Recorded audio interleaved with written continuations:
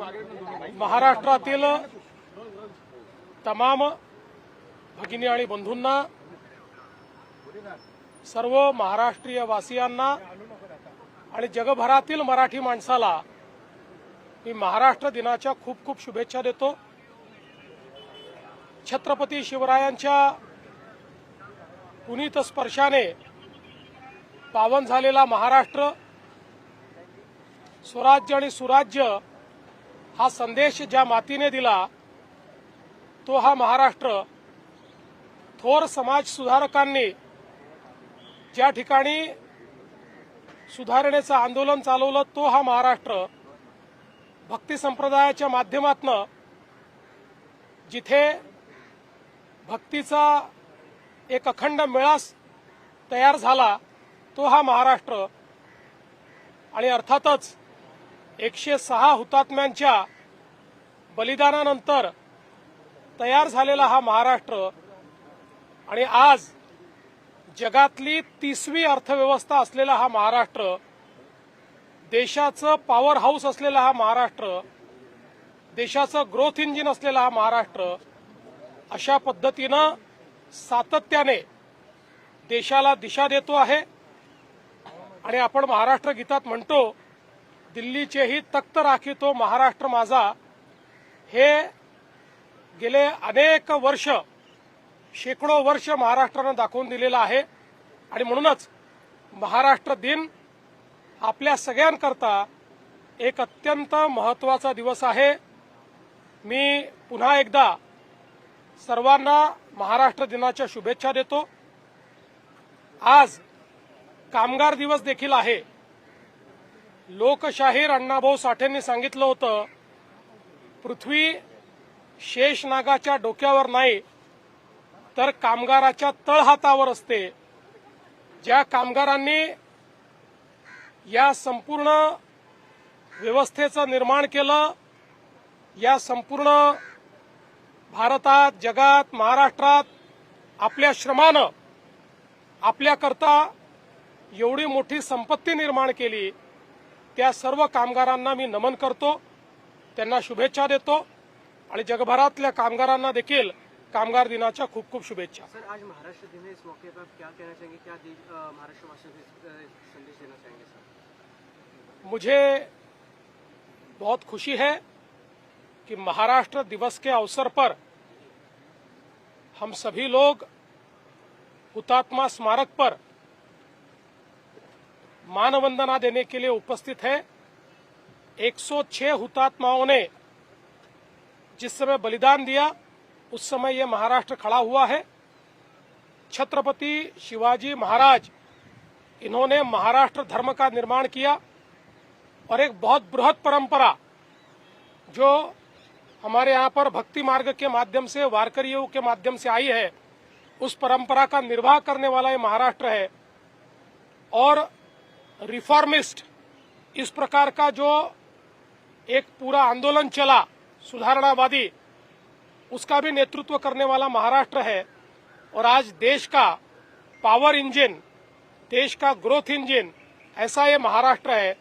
इसलिए इस महाराष्ट्र दिन पर पूरे महाराष्ट्र में बसने वाले सभी निवासियों को, बहनों भाइयों को और दुनिया भर में बसने वाले मराठी लोगों को मैं महाराष्ट्र दिन की बहुत बहुत शुभकामनाएं देता हूं।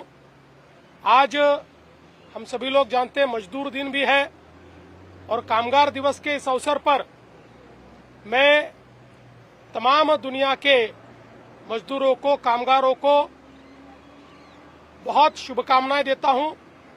आज ये जो सारा वैभव हम देख रहे हैं, ये उनके कारण हमको देखने को मिल रहा है, इसलिए उनको भी बहुत बहुत नमन करता हूं। सर, आज 67वा महाराष्ट्र दिन आहे। अनेक परप्रांतीय आहे महाराष्ट्रात राहतात, परंतु अनेक जण आहेत त्यांना हिंदी बोलता येत नाही, काही लोक आहेत मराठी बोलता येत नाही, मराठी बोलण्याचा प्रयत्न करतात, परंतु त्यामध्ये अनेक विरोधक आहेत, अनेक राजकीय नेते आहेत, ते टीका करताना पाहायला मिळतात। राज ठाकरे देखील वक्तव्य केलं। पहिल्यांदा तर महाराष्ट्र इतका संकुचित कधीच नव्हता की महाराष्ट्रामध्ये परप्रांतीयांनी राहू नये किंवा इथे केवळ कोणी याच लोकांनी राहावं, त्याच लोकांनी राहावं, अशा प्रकारची संकुचित मनोवृत्ती महाराष्ट्राने कधीच पाहिली नाही. छत्रपती शिवरायांनी जो महाराष्ट्र धर्म आपल्याला शिकवला त्या धर्माला देखील ते अपेक्षित नाही. आणि मला तर अतिशय आनंद आहे की माझा मराठी बांधव, मी देशाच्या कुठल्याही राज्यात गेलो तरी तिथला एक अतिशय प्रॉमिनंट अशा पद्धतीचा नागरिक म्हणून त्या राज्यामध्ये तिथल्या संस्कृतीमध्ये भर टाकताना दिसतोय. भाषेचा जिथपर्यंत प्रश्न आहे, मला असं वाटतं की स्वभाषेचा अभिमान हा असलाच पाहिजे. मराठी भाषेचा अभिमान हा असलाच पाहिजे. महाराष्ट्रात राहणाऱ्या प्रत्येकाने मराठी भाषा शिकलीच पाहिजे. आणि मला निश्चितपणे असं वाटतं की जे लोक या महाराष्ट्रात वास्तव्याला आहेत ते मराठी भाषा शिकण्याचा प्रयत्न करतील. जे शिकले नाही आहेत त्यांना शिकवण्याचा प्रयत्न आम्ही करू. पण भाषेच्या आधारावर हिंसा, भाषेवर विवाद, भाषा येत नाही म्हणून कोणाला मारणं हे आम्हाला मान्य नाही. यातला मार्ग हा आहे की आपली भाषा इतकी सुंदर आहे आणि इतकी सोपी आहे, कोणालाही शिकवता येते. त्यामुळे आम्ही हा प्रयत्न करणार आहोत की अशा सगळ्या लोकांना आम्ही भाषा शिकवू. महाराष्ट्र पुढे जातोय, एक पाऊल पुढे टाकताना आज मिसिंग लिंकचं देखील एक गेम चेंजर प्रोजेक्टचा मला अतिशय आनंद आहे.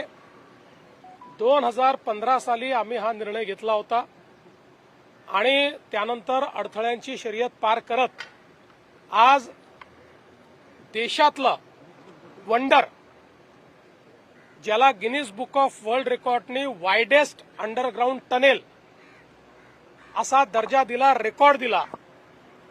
आणि सर्व प्रकारच्या इंजिनिअरिंग मार्वल्सनी परिपूर्ण अशा पद्धतीनं हा मार्ग या ठिकाणी तयार झालाय. आणि आज त्याचं लोकार्पण झाल्यानंतर मुंबई पुणे रोडवरचं कंजेशन हे पूर्णपणे संपेल. अर्ध्या तासाने अंतर कमी होईल, 10 किलोमीटरने अंतर कमी होईल. आणि आपला जो मुंबई पुणे क्वांटम कॉरिडॉर आहे, टेक्नॉलॉजी कॉरिडॉर आहे, हा कॉरिडॉर करण्याकरता त्याचा एक मोठा फायदा होणार आहे. मला असं वाटतं की आजचा दिवस हा अतिशय महत्वाचा आहे. महाराष्ट्र दिनी महाराष्ट्राने वर्ल्ड रेकॉर्ड करणं हा देखील एक अत्यंत महत्वाचा विषय है. सर, महाराष्ट्र दिन के ऊपर जो है मिसिंग लिंक जो है वो आज उसका इनॉग्रेशन होने जा रहा है. किससे देखते हैं कितना इफेक्टिव होगा, कितने ज्यादा ट्रैफिक कंजेक्शन इससे कम होगा sir Mumbai Pune express highway का? मुंबई पुणे एक्सप्रेस हाईवे पे जहां सबसे ज्यादा जाम होता था वो घाट सेक्शन, वहां पर ये लिंक तैयार की गई है जिसमें केबल स्टेड ब्रिज है, जिसमें अंडरग्राउंड टनल है और हम लेक के नीचे से भी उसके उस पूरे प्रोसेस में गए हैं. और ये इसलिए महत्वपूर्ण है कि इसके कारण मुंबई और पुणे के बीच की दूरी तो कम होगी और यात्रा का समय भी आधे घंटे से कम होगा और कोई जाम जो यहां हमेशा लगता था वो नहीं लगेगा. एक प्रकार से मुंबई पुणे ये टेक्नोलॉजी कॉरिडोर, क्वांटम कॉरिडोर इस प्रकार से जो हम विकसित करना चाहते हैं उसकी नींव इस प्रोजेक्ट के माध्यम से हमने रखी है. 2015 में हमने इसको मान्यता दी थी और अब ये पूरा हुआ है.